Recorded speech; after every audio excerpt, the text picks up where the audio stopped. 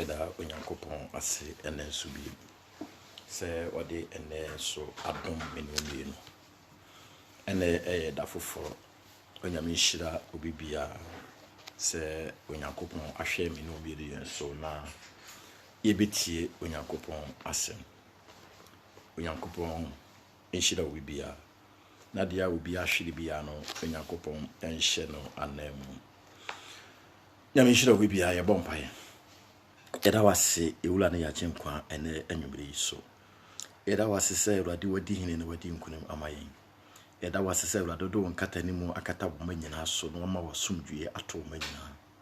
Ene anwumre sabere ahode ni moja edi afrisa na we mu a ekase aseda ne county. Eja Ewurade yenkomudi a ebedi nyina de hye wonsa. Ma wutumi ni wahode eni wonsam achi. Na Ewurade emechikire wo mawere. Emetu yemfo. Emeka ye no mbum. Yola do bo wa be mu a ya ne yiraba. Eda wase ewo Yesu dim. Amen. Nyame ehira obibia se enenso onime ebe nante ana yebesua onyankopon asem.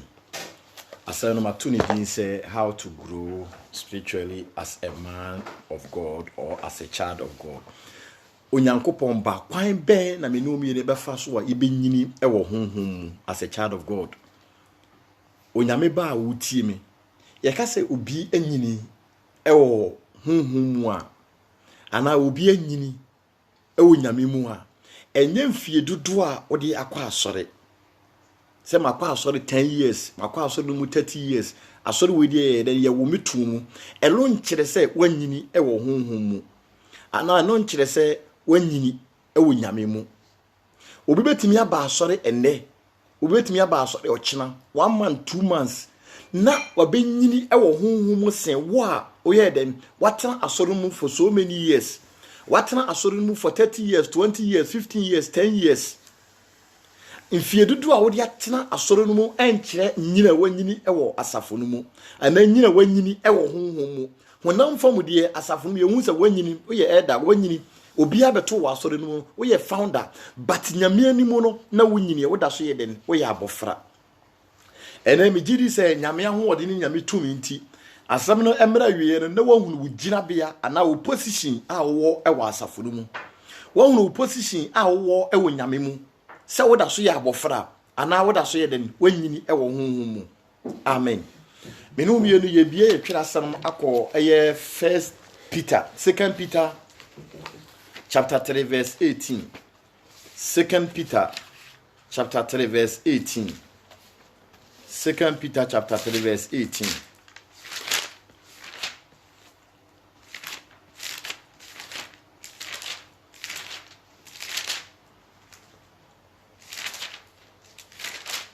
Second Peter chapter 3 verse 18. Mpache yinti onyankopon asem oze.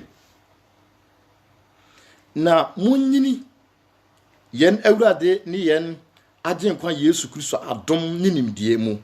Ono na animonyam ka no sesei ne da. Amen. Wose na munyini yen Ewurade yen Ewurade ni yan agenkwa Yesu Kristo adom ni nimdie mu. Ono na animonyam enka no sesei ne da. Amen. Enti se dia ye kameka no ye kase obie ye den anyini a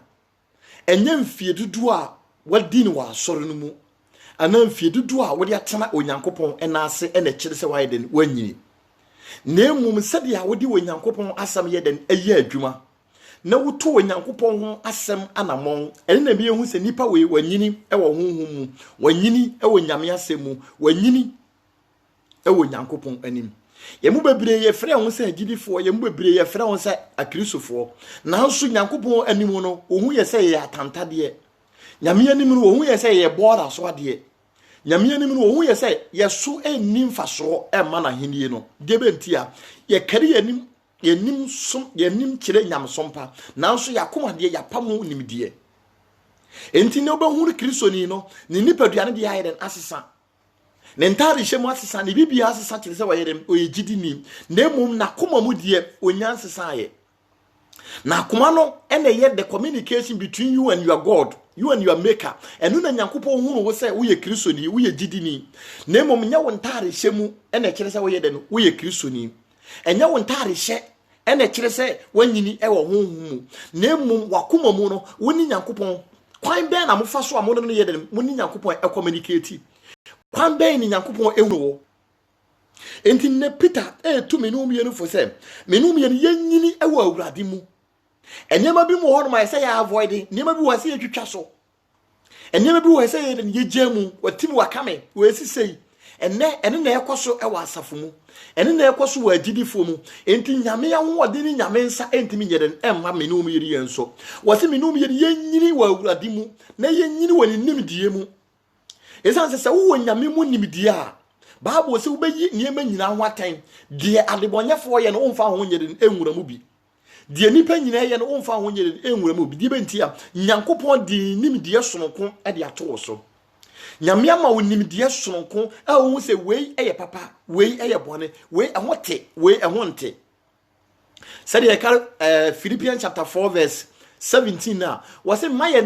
verse 6 no o ka 9 na was it my 9 nwini bi 6 ni say my 9 nwini bi biara ho na mo ba 8 ni 9 na was it nyema bi wo ho a mo na mo nye de mo nwene ho say bibi wo ho a mo ba dwene ho a mo nwene ade a ehote mo nwene ade a nimdie den ewom mo nwene ade a ewo odo mo nwene ade a emu ye den eyedu nanso enemu memi say ho say enema ben e na ye dwen ho as a spiritual mind or as a spiritual woman enema ben e na wodi asi woni so a wodwen wodi wiase niema asi woni so enti nyame ahode ni nyame nimdie ntimi nyeden emma wo so wontimi nante wo nyame akwan mu die bentia wiase niema na yeden ache wadwen wiase niema na yeden aso wakoma mu enti wo hunu nyame anim onyam enti wo kɔ asɔre sare biara wo sum nyame sare biara wo bɔ abrabɔ sare biara die bentia ye ni nyame mu nimdie ene Peter to menum yenu fo say menum ye yenhwehwe Nyankopɔn mu nimdie se ye nyame mu nimdie a yenkodi atoro nkyerɛkyerɛ achi yenkodi atoro sam achi na emum ye behwehwe nokore na yɛdem yedi achire ene me firi Ghana na meka ho asɛm yɛhwɛ asɔfofo bebre niema ɛkɔso wɔ Ghana wutimu sɛ ene nyame soma yɛden ɛsɛe die bentia ene atorofo no ayɛden ekita Ghana ɔmo na kita preparation die bentia ɔmo ka nokore no esua ena nipa so mpɛ nokore enti bebia yɛbɛka nokore no nipa ɛnkɔ ene wɔ nyame tumi no mie no fu sɛ yɛnhwehwɛ nimdie kyiri na ni wɔ awurade mu sɛ me no mie no yɛnyini wɔ awurade mu a afe ye be hunu se wei eye papa wei eye bone se minum ye ye wo nyame mu nimdi a ye be hu se niema esisi ne niema eba nyina kire minum ye wiase na wieye se ye wo nyame mu nimdi a niema esisi wo wiase nyina no ye hu se awieye na yeden adu sei na minum ye boy abrabo sei na minum ye tutu ya namo obi a wo kura nyame mu nimdi no hu se ne nkwa etia obi a wakura nyame mu nimdie no wonim se enne enni no na wode kyena eden awoawoa no ho obi a wakura nyame mu nimdie no wonim se okodai nyame betimi agye ne kra afiri ne nsem wonim se donhwere mu a wo bewura mu anase wode ne ti ekoto ne mpa so no bibi betimi eden asi rapture betimi eden asi enti enam nimdie a ekita ne ntino otutu na namo esie won fa na namo ana won fa na brabo nyeden emfra manfrafo won fa na namo emfra wana wanjiniye moma yenhwe ya brabo eye ne yentutu ya namon ensi Onyankopon ne nkwaje ne han no mo amen ye ko Luke chapter 8 asempa no said ye Luka etwere ma ye ntire nwotwe yiwo dunan ekosi dunum no Luke chapter 8 the verse number 14 up to 15 yenti Onyankopon asem wose na dia egu nkasemu no ne wona wote na wonam asetena yi mu dadwene ne hawo ne ahonya ne anigye mu na emia won na won aba no emmeri nwie na asase pa mu die no ne wona wode akomapa a eye ti asem no na wode sie na wonam boasetomo so aba amen we ena Luke ana ye proverbs ana paraboa na Kristo ka kire na suafo no wose wona wote asem no abana wokogu ye no de kogu nkase no mu no wono na wo mo ye nkrofo a wo mo ti Nyankopɔn fi aste wo mo nyiniye wo mo ti Nyankopɔn fi nanso enam wiase mu asetena wiase mu hawo wiase mu kodana nti asem to makoma so ana asem na ye den amiomo enti wo mo ntimi nso aba as a Christians wo mo ntimi nso aba se ogidini de benti a wiase mu ani gya ye den awia wo mo wiase mu awode aye den awia wo mo eninti wo mu hu nyame ani mo nyam wo mo so wo mu ntimi fa wo makoma na wo mo adwenye dem ensum nyame endi Onyankopɔn achi nemu wo so wona wo so abapa ne ye wona wote asem no na wodi asem ne ye den eye adwuma sankrofo no omaba ene kogu asase pa mu no wose eson ye na eson mo ho na mfaso ye den eba wo so enti obi bia la na aba kogu asase pa mu no sa nipa no emfere se obeka nsem ede a kire ni nua obeka nkwade asem de ye den ede a kire ni no de bentia opese wo so aba. Say you can Daniel chapter 12 verse 3 na wasi badwe man be hyiren na wona wadare adebonyafuo ani ede batene ni mu no omo kane a omo nsono ma be den ebe hyiren wo Nyankopɔn ahenie ni mu enti sa woto wona wotimi dare odebonyani baako a se de Bible se odebonyani baako esakere na adwena wo soro abofo mpempem na omoni ye den agi enti se minum ye ni yetimi sesa nipa baako ewo ya busua mu yetimi sesa baako ewo ya yonkofo mu yetimi sesa baako wo ya safu mu a osoro abofo anije na se soro abofo ana se soro anije a ede ba de ene da yakoma so ede ba de na minum ye hwehwa ye nsantimi nye dem enka wose wona abana ekogu nkase mu no omo ye nkrofo omo wa asafo mu omo problems atechire omo ohawo ni amane omo kom nti omo hunu nyame nsa omo ntimi mfa omo akoma na omo panyina nye den emba nyame de benti a omo akoma wiase mu niema akekere omo nemum abana ekogu asase pa mu ye omo a omo nyini wo huhu mu a omo timi gira te se Paul se media minim ekom minim eme minim wota Paul yobi na we spiritual mind wanyini enti watane amane na ye dine namu afiase amodine to ye ambu Paul abam we enese ye di nyanyina so ye di ye hoto se Paul timi determine na adwe nyina na wogira ma Kristo a menum ye nso ye be hedem ye be gina ama Kristo sei ena wunyame som esitie sei ena wo bo wabrabo esifa wakwa asode na che wadi Nyankopɔn achi ache na so wudi eni enkwanwa no mu mamma asori a wokɔ endada wo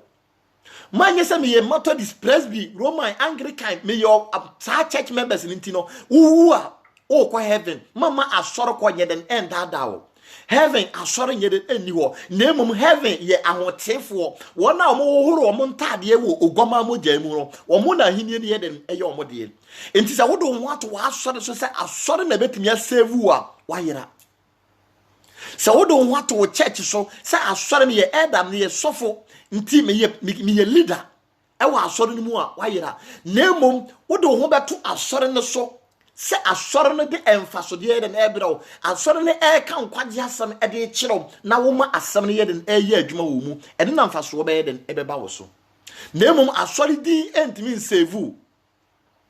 asori dino entimi nyeden ensevu asori ko eboayen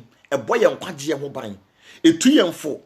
eboayen ma ye twe ye ho yeden efiri bone ho eboayen ma ye ni yeden eba ye ho so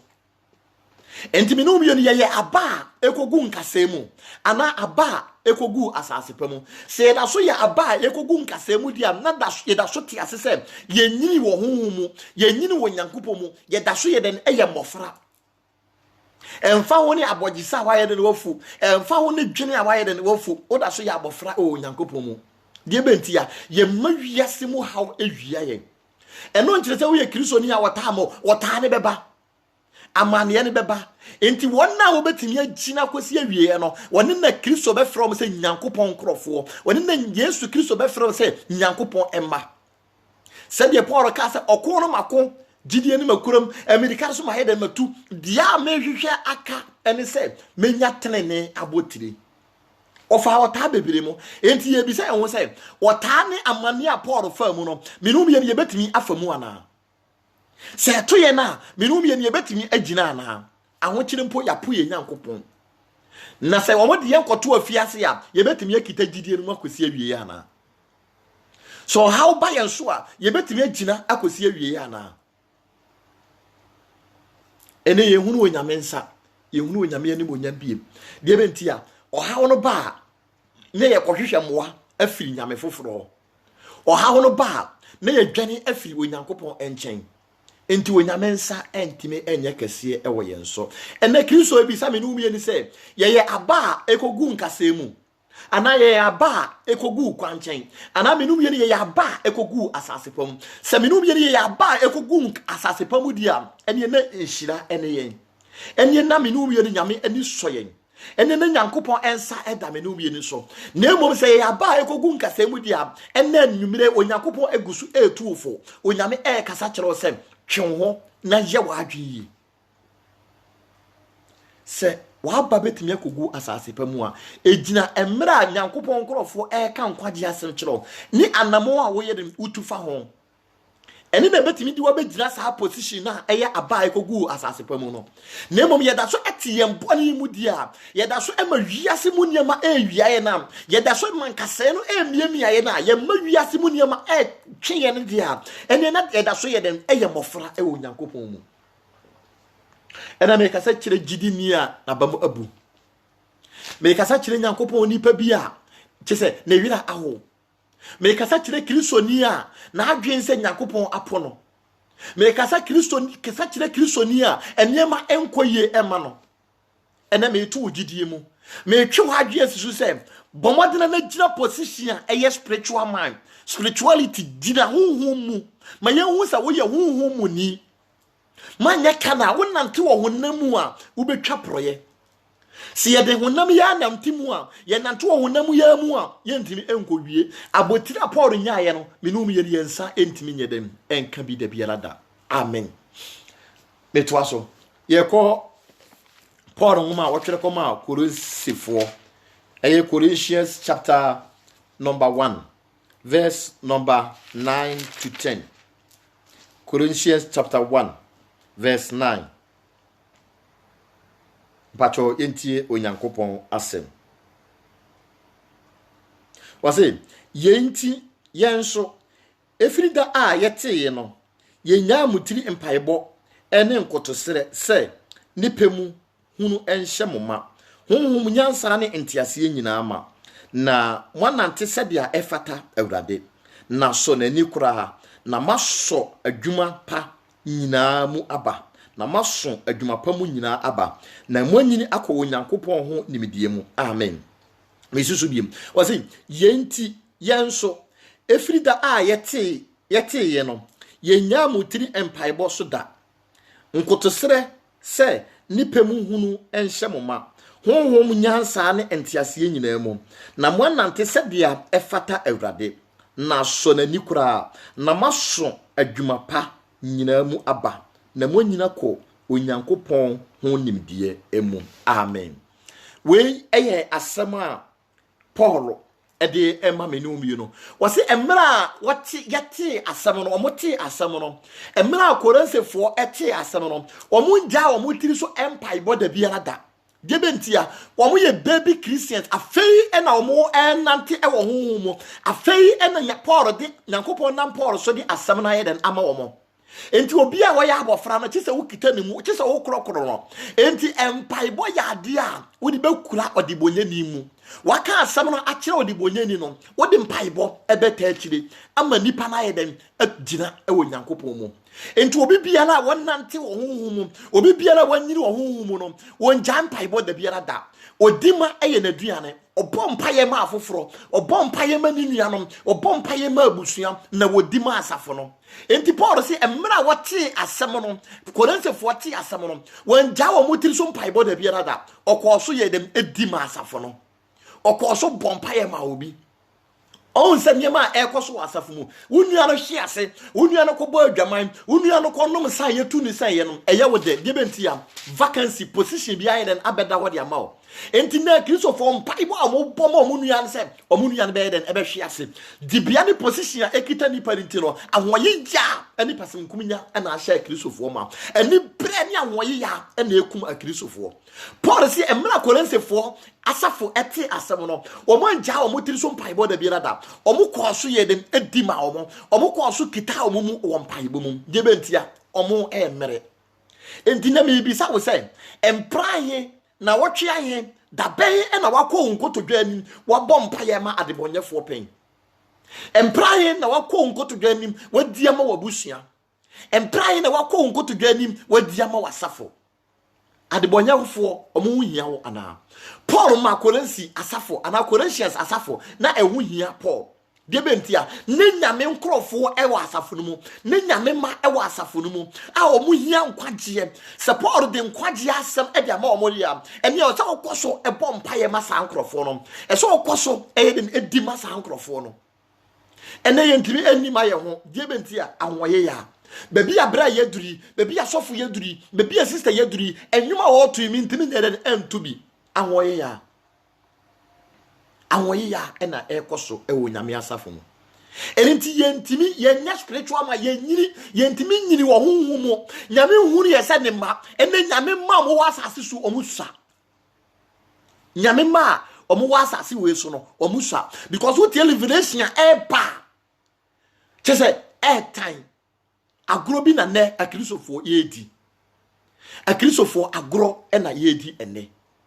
ye misa ye ho se ye nyame sommo etesen ma mfa wa no se me ye kristoni nanso wakoma mu no ene ma ekoso no time ma mfra ho se gidini abra wonu yantem asomdwe nye den eni ho wonu yantem asomdwe nye den eni ho wasi emra ye di asam no ma mo no ye nja mo tiri so mpaibɔda ye kwaso ye den edi ma wo mo nyame nipa nyame sofo elder church member emprahe na wakɔ nkotodwa nim abɔ mpae ama wo sofo emprahe na wakɔ nkotodwa nim adi ama asafo no emprahe na dibonyani a wo kan Nyankopɔn asam kyerɛ no no wo kɔso bɔ mpae ma no sɛ obɛyɛ den obɛsesa wagya nipa ne pa ama no wagya nipa ne pa ama no ene Paul kasa kyerɛ menum yinu sɛ yenante ɛwɔ honhom mu na yenima afoforo esan sɛ emra wode asɛm no ma Colossians asafo na Colossae asafo no wanja wo motiri so empaibɔ da biara da ɔkɔ so ɛbɔ mpae ɛma wo die bentia na ɔmo kra ɛho ehia no sɛ ne yeso yɛbɛma akra nyina ho ehia yɛn na yɛde wo mo akɔ Onyankopɔn anim a Onyankopɔn ɛbɛyɛ menum yino kɛseɛ ama yɛn amen yɛkɔ 1 Corinthians chapter 3 verse 1 to 4 1 Corinthians chapter 3 verse 1 to 4 wɔse moma ntie Onyankopɔn asɛm wɔse na menso anuanom mantumi ne mu ankasa sɛ honhomfoɔ na mmom sɛ honammufoɔ sɛ Kristo mu enkokoa nefoɔ na mede me maa mo nome na ɛnyɛ aduane efiri sɛ na muntumi enye na sese alampo muntumi efiri sɛ moda so yɛ honammufoɔ na ebra a ahoyya ne apre ye wo mumu yi mo yɛ honammufoɔ na mo nante nipam ana na sɛ obi se me de me yɛ Paul de na mo yɛ honammufoɔ amen wɔse we yɛ sama na Paul yɛ de na ɛka wɔse na me nso anuanom mantumi ne mu ankasa sɛ honhomfoɔ de bentia na mmom sɛ honammufoɔ de bentia omunya nyinyi wɔ honhom mu enti ɛte sɛ woyɛ abɔfra ana wawo abɔfra ketwa wontimi mfa apesie ana fufuo bi enye den ema no aduana mu ɔden emfa ma abɔfra no nso no nyina bɛyɛ den ɛbɛsɛn na mmom wo starte ɛde nofoɔ ɛna yɛ den ema no sɛ bɛyɛ abɔfra no bɛyɛ den ɛbɛnyini enti Paul sɛ mantimi ne mu ankasa sɛ honhomfoɔ na mmom ne mu kasa sɛ honammufoɔ de bentia mo yɛ abɔfra nofoɔ ɛna mede ma mo nofusuo ɛna mede ma mo na ɛno mpo mo antumi anyɛ den anje Mwantumi anye den anje die bentia moye honammufoɔ moye mmɔfra enti sɛ moye mmɔfra dia montimi nye den anje empanifo aduane enti ye wo message bi wo hɔ no ma wontimi nye den emfa ma wona afi na wo mo ba Nyankopɔn mu wo mo ba e wo nyame mu no wontimi mfa saa asɛm nye den emma wo mo Nemo ye wo message bi wo ho no a nipa na nyini e wo honhom mu enti wo ka na nim wo ka na asem a obeje asem no e wo fe so enti Paul say mantimi ne mu anye den ankasa se honhomfo nemo me ne mu kasa se honamufo de benti a mota so tem boni mu wo se mu na apre ani anibreye den e wo enti mantimi amfa honhom nyame asem a ye kroje na ntimi anye den amfa amamo nemo me de asem a e mere na e de mamom de benti a me je motata o pe ba bi do mo aye den asi enti ye bekoso aye mofra e wo nyame mu ye bekoso aye mofra e wo yasafo mu asaw no ba na obu aye den afu wo da so eye honam ni unyini e wo honhom mu ene Paul kasa kire menum yenu na o to menum yenu fo wase nofo na mede ma mo nom na enye aduane enti ye wasam bi wo a wo bete na emum emwa wo ema wo nyini e wo honhom mu ye wo message bi wo ye de be ma wo emwa wo ema wo nyankwagye e wo nyankopon mu de bentia e ya krokro bi a ye krokro sa wo be ye de wo bedwane afiri wo boni mu no aba Kristo mu na emum sa wo ba Kristo no mu wie na wo benya fapem wo benya gyina so a ye wo message bi wo no a e ye repentance esese ye di ma ye ka wo boni anim ye den e kyerɛw ye ma wo hunu wo position ya wo ye den wo gyina e wo nyame mu ye ma wo hunu wo position se ya ntwe wo gyina kwantene ne so a wo a wo kɔ wo seye mu ana wo a wo kɔ boni mu enti Paul say Corinthian asafo mantimi mu ankasa asama na mesoma me se me mfa mera mo no enye ono na me de bere mo de benti amoda so ye honamufo mu nchi nyame asam ni ye wo se mu na apreapre ni anibre ewo apreapre enne sa apreapre Paul kan ye no enne edadi wa asofofo mu eye adwuma wa asofofo mu eye adwuma wa Kristofo mu eye adwuma wa yonkofo mu apreapre me na me ba kan ena me tu kwan gya wo me wura asafo mu gya wo position enti enam sa dibre na ewo Corinthians asafo mu ntino Paul bu omo se omo ye honamufo enam ya pre na omo pre position eni dina bia na omo pe na asafo mu ntino Paul se mo da so ya mofra esa se me kam boni krompo na mo boa den afu se me kam animu na mo boa den afu ntimi ni mo nkasa bisa ho emina wo sachara wa adwen na wo de wo homa Kristo bone be na wo timu asofo kan ya obufu ye abrabo be na wo mu a ye kan ya obu ye de na ofu ye sabere na ye bisa atem wo ye honhom ni ana sai wo ye honam ni me bisa wo za sabere ni se ke Yesu Kristo ye de na ba ya na ka wo kobi ana wo kwa asore wo da so eti wo dwama mu wo kwa asore wo da so ti wo nsano mu wo kwa asore wo da so ti anipiri mu nti ye mu se wo ye honhom ni what so ya abofra said the midi kan going to church or being a spiritual man and I say being a leader in the church doesn't mean how long or how many years you have been in the church and you know masa name how dedicated your life is or how God knows you saying na yakopon ye den anymore ahofama ben na wo e wo nyame mu obia frɛ no ho sɛ akristoni obia frɛ no ho sɛ nyankopɔn ma nanso yemisa sɛ yɛni nyankopɔn entem no ayonkofa bɛn ene da yɛni nyankopɔn entem yɛni nyankopɔn entem yakwa asɔre so many years nanso nyame ahoɔden entime entena wo yɛn so yakwa asɔre so many years nanso akaye ɛda so etie mu yakwa asɔre so many years nanso ahoyi ya ne sa apre Paul ɛbobɔ so yim ɛda so yɛ den ɛwɔ me ne umienu yemu okare 1 Samuel chapter 2 verse 26 ya was say Paul ɛbɔ abrabɔ a ɛso nyankopɔn ani na ɛso nipa so ani Paul nyini ɛwɔ nipa pa mu wonyini ye ɛwɔ Kristo mu nti na nipa na ɔmo wɔ Israel mu no no mu nim say Samuel ɛyɛ abɔfra na wanyini Samuel yɛ abɔfra ɔbrɛ ne ho ase ɛwɔ nipa mu ɔbrɛ ne ho ase ɛwɔ nafafuo mu ɔbrɛ ne ho ase wɔ ne mpanyimfuo mu enti saa na Onyankopɔn so hu Samuel wɔ nakoma mu sɛ abɔfra yɛ abɔfra ɔbrɛ ne ho ase enti Onyankopɔn yɛ den ɛma Samuel so nipa hu yɛ sɛ yɛ good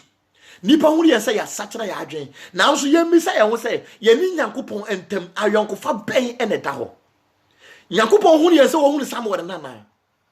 ayonkofa ben wa to no ma wutie no judge wo ho say ayonkofa ben ene da me ni Kristo entem ayonkofa ben ene da me ni Kristo entem enti na so asori we de o mu nim say me church member me na meto nyom me na me preach me na me yesei eye say church members ni nyina ehunu wo saa na emi sa ho say se dia asafo no ehunu wo no enti saa na Kristo so ehunu wa na se dia nipa agiwudi na nipa epe wa asem no enti saa na onyankopon so ye dem epe wa asem ana eye kwhye mark ya me no mi no o kwadai dwene ho man fa wa brabo nye den ento chacha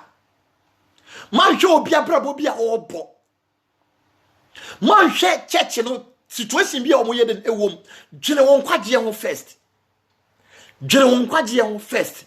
asori a wo ko cannot save you wa sori di entimi nye den enje won kwa na emom wa brabo a wo bo ene betimi aye den agye won kwa wa brabo a wo bo ene be kire wo final destination a wo ye den oko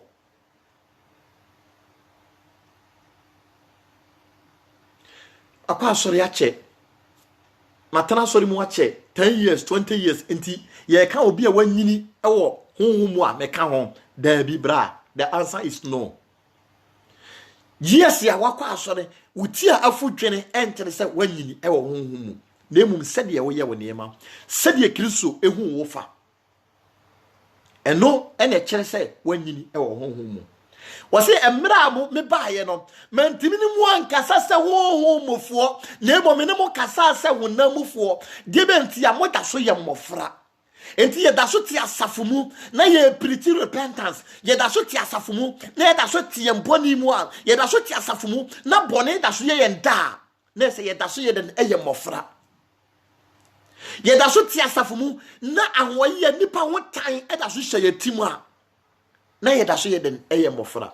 enti ye nkosi da ben e na obi o ya mmofra wo Kristo mu bia wontimi hye ne onyankopon aheni mu da biara da Debentia ye ka wani ma wo begyae ye ka wani ma wo befu ene Kristo etu mi no mu ye no fu se mi no mu ye no ye nante e wo honhom mu na yetimi agye honhom mu niema se era so ye mofra ene honhom mu niema nko na ye be ye begye de mo se ye nante wo honhom mu a mi no mu ye no ye be nya honhom mu adwuma ye be nya honhom mu ajapade Kristo be kasa ayeden akire onyankopon be yi ne ho adi ayeden akire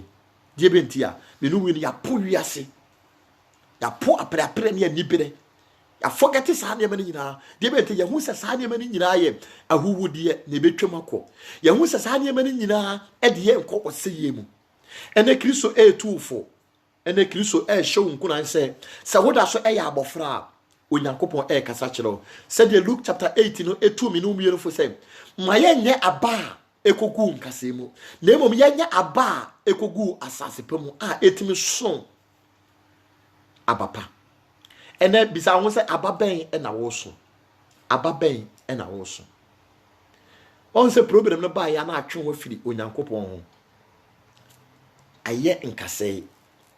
wiase mu niema wiase mu datwen emiaye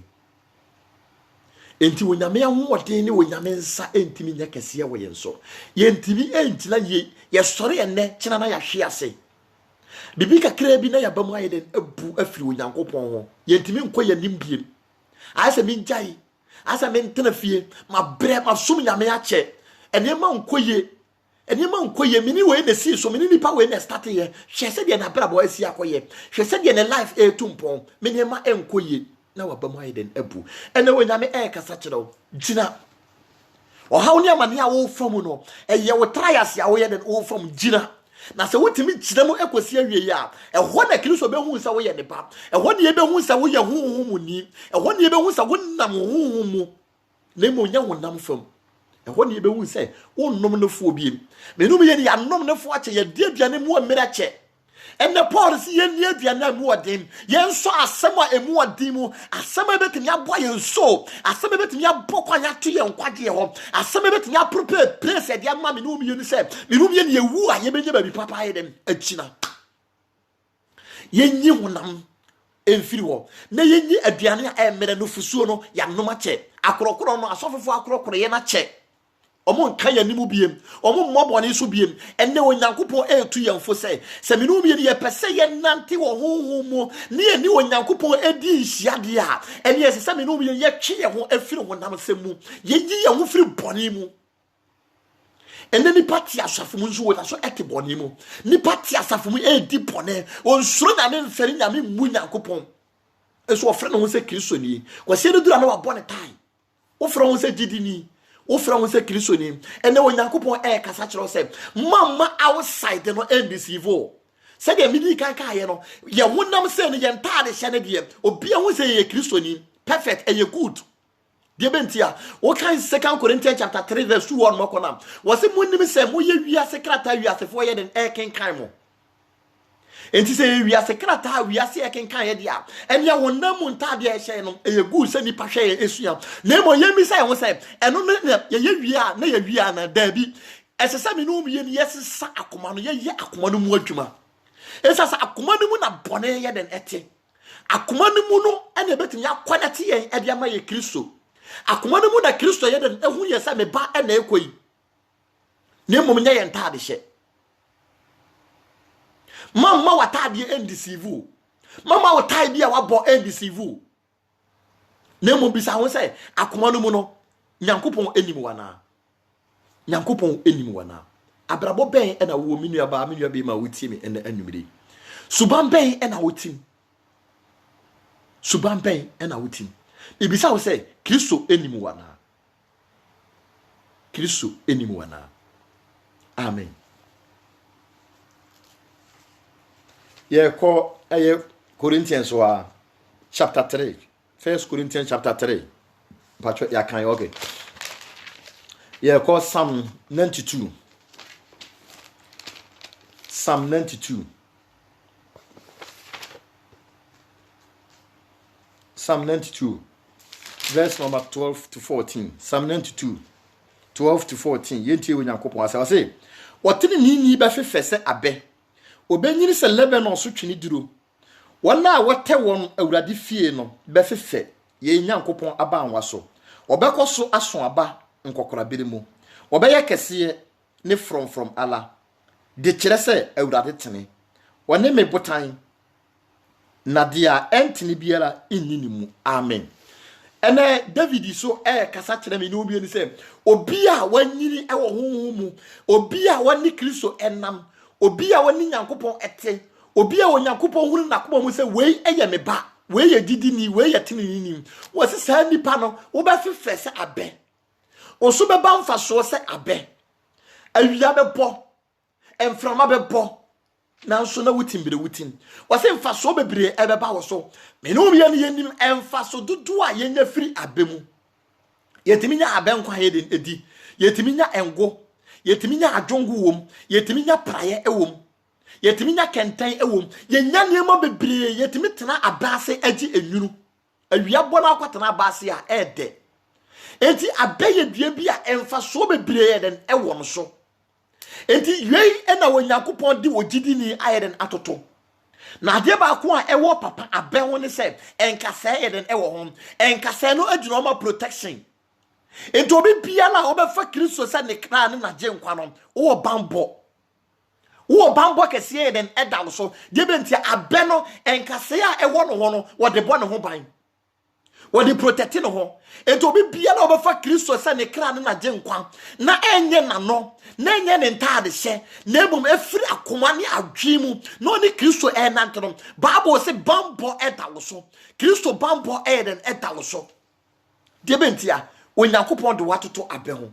emfa so bebre be den ebeba wo so enti na me kasa kire obi a oye Kristo ni ene obi a onye Kristo ni wo abusua yi wama wo ayonkofo yi wama wo nipa nyina se wo nya emfa so onye den eni wo so se na wo pese wa bra bo sesa na emfa so ba wo so a bra Kristo nchen Kristo nko na betimi atene wo life Kristo nko na betimi ma emfa so dia yelen aba wa bra bo so Kristo nko na betimi ma saa ni bonyama ekita abe bi beba wo so Kristo nko na be ma nipa yelen aba wo nchen Kristo nko na be ma nipa wo no wodwo ene papa wo ye Kristo nko na betimi ma ni monyama yelen aba wo so enek nyankopon kasa kire ne nkrofo wona waye wo makoma already wona wo madwen aye already say woni Kristo be den ebe nante sa nkrofo na wonyame kasa kire wo so woteni ni be fefese abe emfa so bebire ebe ba wo so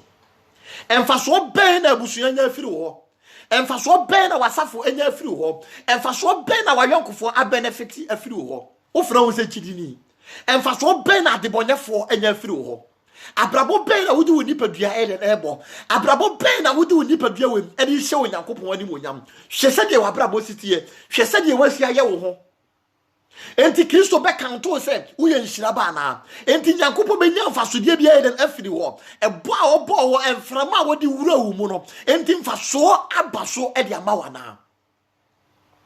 emfasodie be ena ne ye bisawa anase Kristo ba obenya de afiri ho nipa dodo sen na wo sachira wa adwe no watimi a convert wo modo wo mabanya mesumu nipa dodo sen na watimi a kan kwaje asam ayeden edi a kire wo nipa dodo sen wabusuamu nipa dodo sen na wa convert wo mo wa yankofo mu nipa dodo sen na watimi ayeden atu wo mofo ene onyame kasa kire wo so wa mo so ade so obra mo komo bu mo mra me nchen na memo wa home ene ade so bi yeden eson amfanche honhom bi eden eson ene onyankopon kasa kire se se obeba na etia obesie wo wabre boni bu ko mo kwadam a wonda wohuni nipa na woyema hyew ene onyankopon se branenche na obema wa home branenche na obesie wo branenche wose mo nsukom yeden edemo memmra menchen na memma mo nsu a mo ma nsukom yeden enemu da biara da ene onyame eto ne nsafero minu aba onyame eto ne nsafero minu aba ma wutie me abrabon wa bobiache adwaman wa bobiache ensanom no wa no biache atoro no wa diache aden na wunjamu aden na wo mfa wo nyina ma Kristo aden na wo mpagya wo nsan ensamando manyankopon se awurade manum ho awurade hu mi mopo wo po me se me mesomo wo po me se me mfa me nipadua nye dem emesomo ene ma sem abrabo ma sem nipadua ene mi konipa mu ana me fere sede awurade wo po me ani monyam ne sede na me nipadua sitie no ene nipadua na sebra enseye bibi pada so yeden ewo mu onyankopon ahwehwe wo saa nipa no na wa ye wuye onyankopon ahwehwe wo saa nipa no na wode wasi mpempen so bi onyame ahwehwe wo saa nipa na wodwe se wabrabo asem wodwe se abusua yi wa ma wodwe se wakachi wabrabo mu no wo pe wode wa hye wiafefo animonyam wo pe wode wa hye wabusua animonyam wo pe wode wa ye biribi wo pese mfaso eba lo so wo na asem wungu ya won seye emfa woni de waba abrabo na yeden akodu emfa wo se wabodam onyankopon betimi asiesie wo de bentia won na tomi ni ahode nyina ewo no won na nyansa nyina ekura no onyame de bo wo enti se bibi nkoye woni paduani mu a bibi asai woni paduani mu a onyame ene betimi ayeden arope ede amawo sebe minum ye ne ka eseya ana moto eseya ya de korope ya de ko fitamu ana mechanic wo na wa repair ayeden e de ama wo de bentia woni na nim ba bia fault no ye de ne wo na dwuma wa ayeden wo sua no enti Yesu Kristo onyankopon woni na bo me ni umie no enti se bibia sai woni paduani mu a bibi nkoye wa abrabo ni mu a enipa entimi nsesa wo da bia la da enipa entimi tane wa abrabo ye hwe da ti se Kristo ayeden ebam onipa betimi ahiri o but enya na hoode onyame nam ni tumi ni na hoode so na odi bedua asa asofo no mu e na ma wunya enkwagye e na ma wunya ayaresa enya sofo na hoode enya ni nyansa bi enya ni tumi bi na mama ye onyame tumi a wode adom sofo no e na ma watimi enya sa ayaresa no ena sa nyame no na efere wo oto wa wabrabo enkoye wa nyema ye bisi basa o se bra ne nchen amen. Yeko 1 Timothy chapter 4 verse 11 to 15. 1 Timothy chapter 4 verse 11 to 15. Pacho yenti onyankopon asem. Wase yenum na metumu fo se. Wase yenum na tufo na kire. Ma obi mu abrante bra wo ye no akuma. Nemom ye gidifo nhweso okasa mu abrabomu odomu gidiemu ahotiemu 14 wase bata kenkan afutuo ne nkyerɛkyerɛ ho kosise meba ma obi ose ma wo mu adom ahyade a wonam enkom hye ene mpanimfo nsa a wode gu wo so no so de ma wo no enna ho kwa amen ene timo Paul etu minum yelufo se wose ma obi emu ya brante bra ye akuma wose yemmata akenkan yemmo abrabo yenya nhweso emfama afoforo na no Paul ekan Philippians chapter 4 verse number 9 honom say omo hwe Philippians asafo nye den enhwe no na omo nye den ensua na brabo omo hwe no enti yemi say won say ene Paul esene kasa kire en say yenya nhweso ema afoforo ewo ya brabo mu ewo yen kasaye mu ewo abrabo biara ye wo mu yenya nhweso ema afoforo enti yemi say won say enti ne ye betimi di ya brabo aye nhweso e di ama afoforo yemia no omudi echi yabusu omudi echi ya yankofo omudi echi asafo ye wo mu enti ebetimi di ya brabo aye nhweso e di ama afoforo ana wose emma ensa empanyifo di gu so adoma chede a enam komhye so ye de maamo no mumma sa komhye no nyeden enna hokwa adoma chede a Onyankopon di adomo no mama ne na hokwa sister Nyankopon di adoma chede bi e di ama wo brother nyame di adoma chede bi ye e di ama wo satema mfa so nyeden emra so statina tu anamo statina fa ye biribi adoma chede bi kitawo adibi kitawo a me nibi aduma chedie bi kitawo a osofo a wote na ase mpo enibi aduma chedie kitawo a bishop bi a wote na ase wonibi nyame de ade bi a den asie omu adeketoa bi a wonu no omu no statina fa tu anamo statina fa ye adwuma statina manfa so onye den emra so nyame de aduma chedie bi de adua omu wasi ye nyenhwe so emfama afoforo ewa nyimdie mu ewa odomu ewa teneni mu ewo abrabo pamu yenya nhweso emfama afoforo nemo wose de wokan ya eye me dani say wose adoma chede a ena mpanyifo ne nkom hye so a ye di gu mo so no mo masa adoma chede le nyeden enna hokwa mayenya sorry to say okwasea na ni wura no etu kwan ya wo ma ne talent ba ko a wose mi suro ye na ehu to me so enti wo talent no manfa nya adwuma de bentia minim se ekaba wo wose kan etwa ba bi a yenye de etwa into what talent ni o ma talent ni eda hokwa emfaso anye de namso enne kristo kasa kire minum ye no enne wonyankopon tu minum ye no fu say adoma chede a wonyankopon de adua omu wo talent ya wonyankopon de ahya won nsa no tu wana mo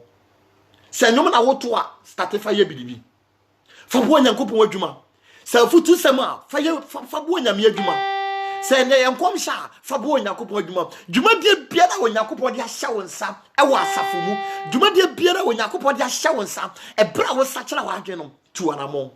fa ye bibi na fa bo Onyankopon adwuma wose mamma ne na hanyere mamma ne da hokwa o ma ne da hokwa so wa mfa so amaso a ebire bi ba obebu ho akontai emire bi ba o de won sa begu uti emire bi ba Onyankopon betwa wato atwene ebire no wonnim se eyene ana ochena enti statina tu anamo wada ache watana fa akon ache wadare onifrani no wadare obubuani no wasesa afeduru na sa abofo ba hunu nsuo na wonya obi enso no mu mfa no nyeden enkoto nsuo no mu na obi adi kan ewo nanim bra sore firi wo kete so sore firi wo nayemu na adoma chede ne nyeden enyini ewo mu statina mfa so emra wo so mayehu se wo ya abe se de Psalm 92 ni yeden ekaye no mfa so nyeden emra wo so na wonyame bambo nyeden ento wo so emra yede asem no eba wiye no o kar First Corinthians chapter 3 verse 4 na se de na me ka se Paul se emra moya aboframa ntimi mu ankasa se honhomfo sana na opani Nicodemus yeden etie na nyame nimdie ekita no okoba oya okyerɛkyerɛfo nanso na wo na nyame nyeden anim no enti wo ko Kristo ko bi dasa okyerɛkyerɛfo pa masi den na manya dan kwan na o kamera nsɛm nyina kyerɛ so we dia me firi me mofrase ɛna madi so biara so watra safi mu ayeden akyɛ wakɔ asɔre bi ayeden akyɛ wogitum sɛ wo yɛ Kristo ni nanso na Nyankopɔn anim wo start na access wa adwen mu hwɛ wakoma mu sɛ Kristo anim wana dabe na woti wo Nyankopɔn ne Bosome sɛn ni na wote wo Nyankopɔn ne afi sɛn ni na wote wo Nyankopɔn ne manfa wo life eni agoro manfa abrabɔ ntoto ayonkofo ho omo begya wo hɔ den akɔ sɛ de last week meka ayɛ no nipa bia wo no ni asi so wadafo bia na wo pɛ na sɛm na yɛ wanafo bia na yɛ no omo didi bom na yɛ no omo da bom na nso ene omo akɔ agya yɛn yɛtue ne yɛ hu omo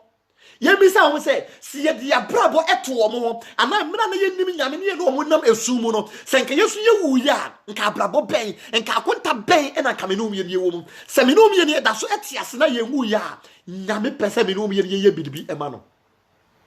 nyame pɛ sɛ me no yɛ biribi ɛma no nyame pɛ sɛ nipa hwɛ yɛ nhwɛsoɔ ɛde ma ya yɔnkofoɔ yɛ nhwɛsoɔ ma afoforo yɛ nhwɛsoɔ ɛma yɛ busua manfa wo nto wo nimdie so manfa wo nto sɛ wo yɛ fast wo yɛ intelligent enti na wo da so ete ase man hwɛ sɛ duane pa bi na wudi enti na wo da so ete ase ɛna nwumire wo nyame ɛbɔ kokɔ sɛ me no mu yenu yɛ nante ɛwɔ honhom mu yɛ nante ɛwɔ honhom mu amen enti obi be bisa sɛ yɛ ka sɛ yɛ nante wɔ honhom mu a ɛne kwan bɛn ɛna mɛfa so nyini ɛwɔ honhom mu kwan bɛn ɛna mɛfa so amenyini ɛwɔ honhom mu number 1 was make a change yes saye ebra wate wɔ Nyankopɔn asɛm wo yɛ kristoni wo kɔ asɔre ɛyɛ good nemo make change bi hu sɛ niema bi nyɛ den enkoye ma wo hu sɛ niema bi nyɛ den enkoye niema bi yɛ den etosini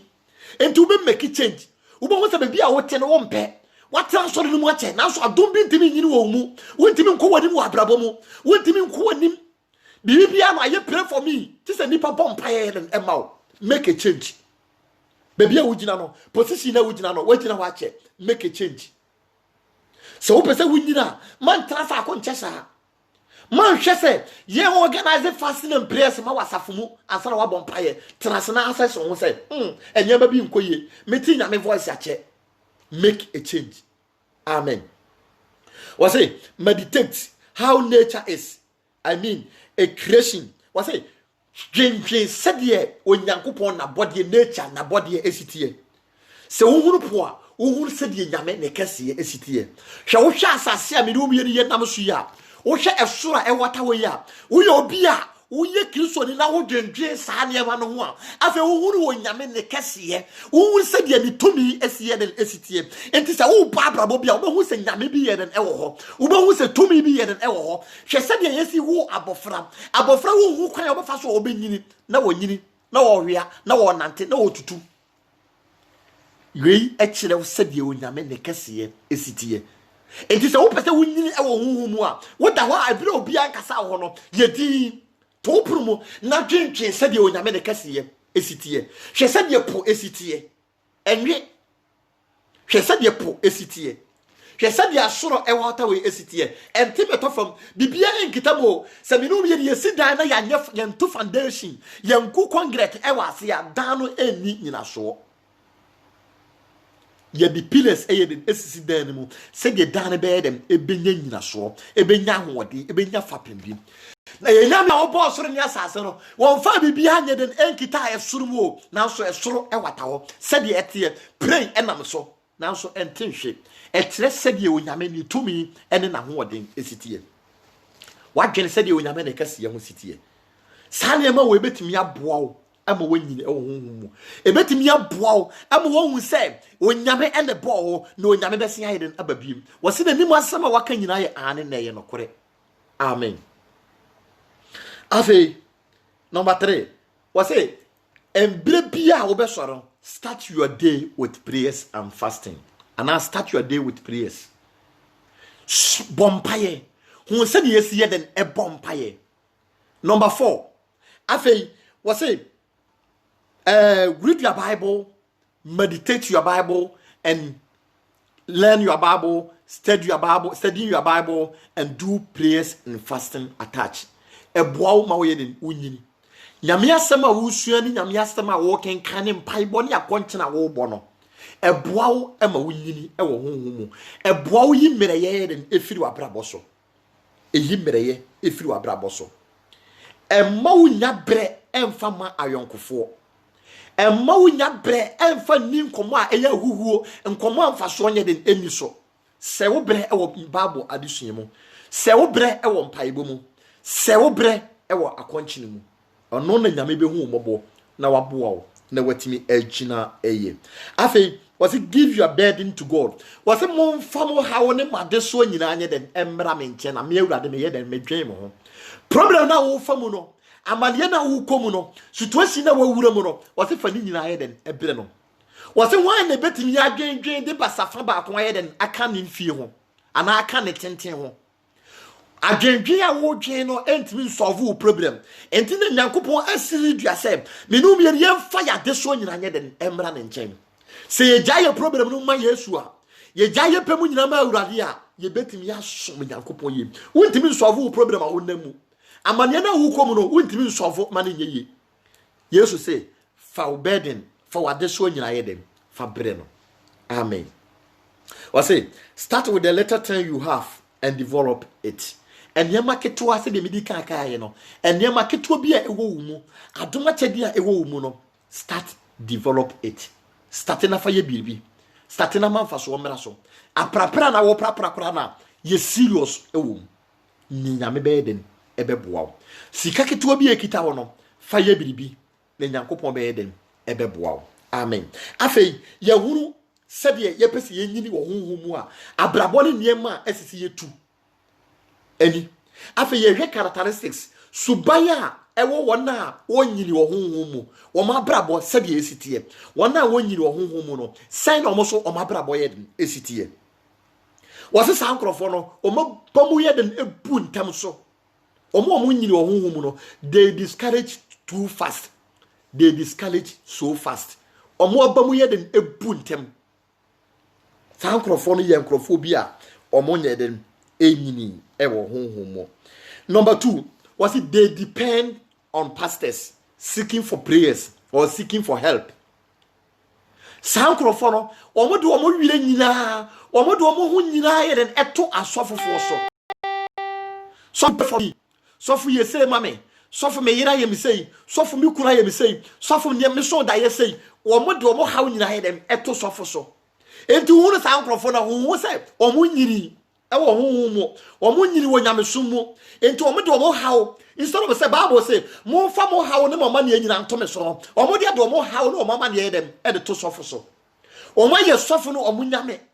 a Christopher be brave omo de omo sofo aye omo nyame enti ka omo sofo a waka no o ka sofo ho asam a waka sa nipa no mamma wo sofo enye nyame mamfa wo sofo enye nyame mamfa wo tadwen no wo hawo nye den ento sofo so basa Bible no wasiniti ase wose momfa mo hawo ne mo dadwen nye den ento me awurade me so enti mamfa wo hawo ne wo dadwen ne wo ma ne ento sofo so fatu nyankopon so sankrofo no omo enenam trofo adifo so sankrofo no ye nipa bi a asori a ye ka nokore e kire omo bia no omo mpe omo ne nam atrofo adifo so enti unko Ghana no asori a omo ka nokore omo ka nkwaje asem no unko na nipa 20 unko bia nipa 15 unko bia nipa 30 na emom asorfo bia omo ka nokore na omo nam na da ne atoro ne magic so no unko na millions of people thousands of people eno ma sha asori no mu a omo ko empty no omo ba empty bibi pa biara nye den emfiri omo mu emma sankrofo ne ye nipa bi a omo ntimi enye mpaibo omo ntimi nya akonchene omo ntimi nya den endi ma omo nua sasuye ete wona wonyini wonyame mu sankrofo no number 4 sankrofo ne ye nipa bi a kwasiera duru a afei na omo hwehwe omo Bible achi akwan omo Bible omo fa na omo de handkerchief na omo aye den apepa ho de bentia the whole week no wan bie ne Bible mu wan bie ne Bible mu. Was it say panel number 6? Was it say panel? They can fall into sin easily. Omutimi hyiase anytime bia. Debentia. Omunyina so nyina ejina sofo so. Omunyina so nyina enyi nyankopon so. Enti sankrofo no ahyiase eye ketwa e de ma omo. Omo hyiase ne e kina na omo asore. Emere bia atwam na sa na mete. Emere bia atwam bia na wo so sa na wote. Bia na sa na wo so tie se woda so etisa ene wonyame kasa kire o se sori firi wona yemu sori firi wona yemu omo hwe ase entem onyame ba onyame nkrofo a wase wo bre na wotie me ade ba ade na wasua firi asem yi mu ade ba asem ade ba nyansasem na wate afiri mu abrabo ben die ba ade na wode ka wa abrabo ho wonyame soma kontui die na wode ka ho sei na wote asem ne faye woda so ya abofra wonyame mu ana wanyini menka nipa a wanyini wa asore mu wofudwene wa asore mu watena asore mu 30 years obi betimi akwa asore enne within a week within a month na sa nipa no waye den nyame hu se yei eye honhom ni wei eye meba na obi ti asore mu 20 years na nyame hu ni se ne ba no se na wabrabo esitie se ena nipa esi hu no